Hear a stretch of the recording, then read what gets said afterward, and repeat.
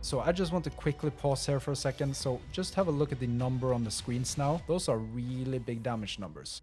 Hey everyone, Pixel here and welcome to the build update 2 of the Turbo Monsters. And today I have some really interesting stuff to share with you. So first of all, I want to show you the Abomination's damage output. So I'm at 476 corruption at the moment, just cruising through.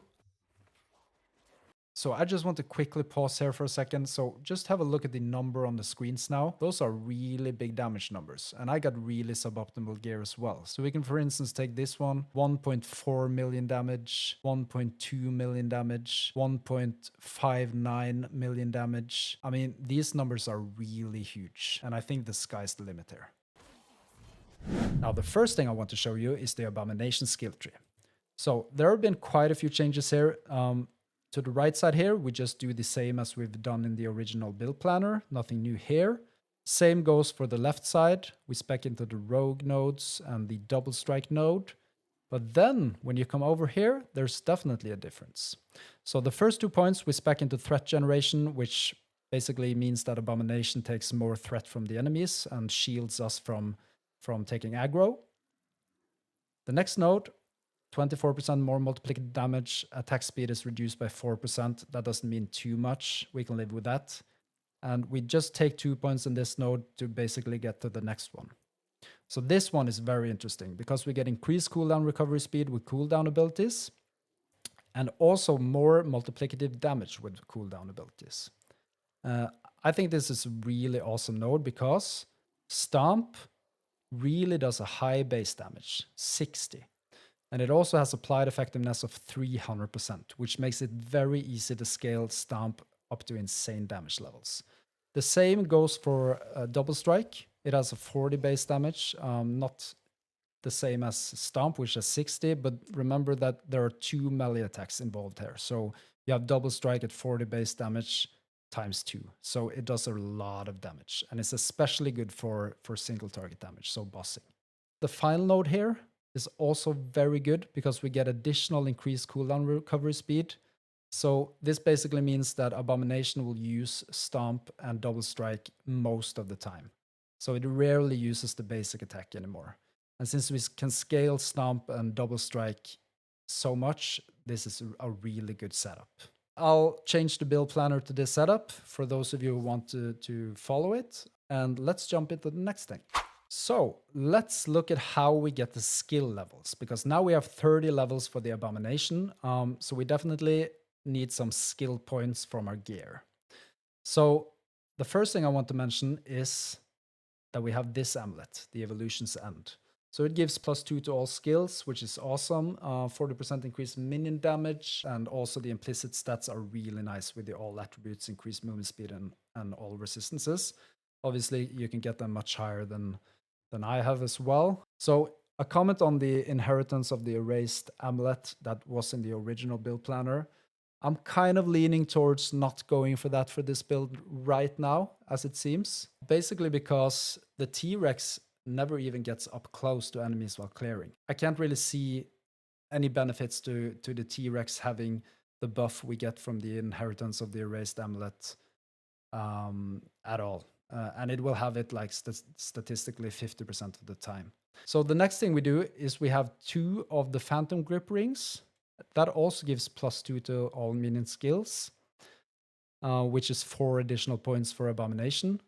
And you see, I've just crafted a tier 7 strength here and a tier 6 strength here. So these can also definitely be obtained to at least have 2 LP, so we can get an additional stat on both of them. And then you might argue that, okay, so we have the Phantom Grip Rings.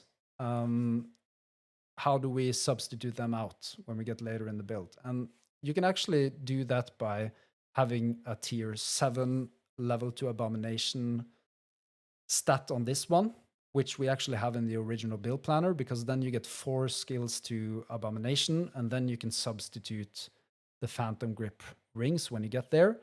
And as you can see, the Phantom Grip Rings also have minion critical strike chance, base critical strike chance, which is really nice to buff the crit chance for Abomination and the T-Rex early on. So when you get enough crit chance from the body armor and the helmet, you should potentially be able to substitute these rings with some other rings.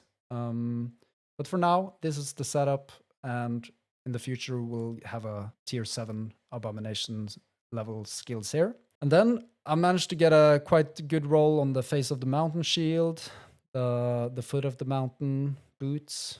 Obviously, the 7% fire resistance is quite bad, but we have a tier 7 movement speed there at least. So our movement speed is respectable, and obviously we have the haste on minion kills as well, which boosted a lot. And you can see I only have one stat on the cleaver solution, so here we also want the second minion melee damage stat, which will boost the damage even more. So yeah, that's basically the gear setup for now. I feel like I've just started this build and the gear is really suboptimal, so I think there's insane much more room for improvement here.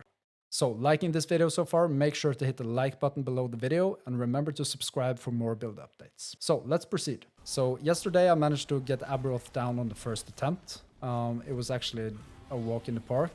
I think I have very suboptimal gear and it was just really easy to kill him. So, here you can see that I actually just spam the summon skeleton button and it generates a lot of ward.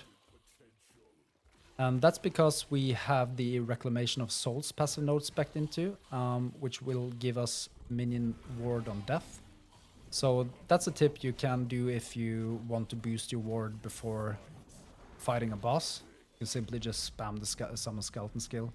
And you see the ward is still quite respectable because the skeletons just keep resummoning because we have the 80% chance to resummon, which is quite nice.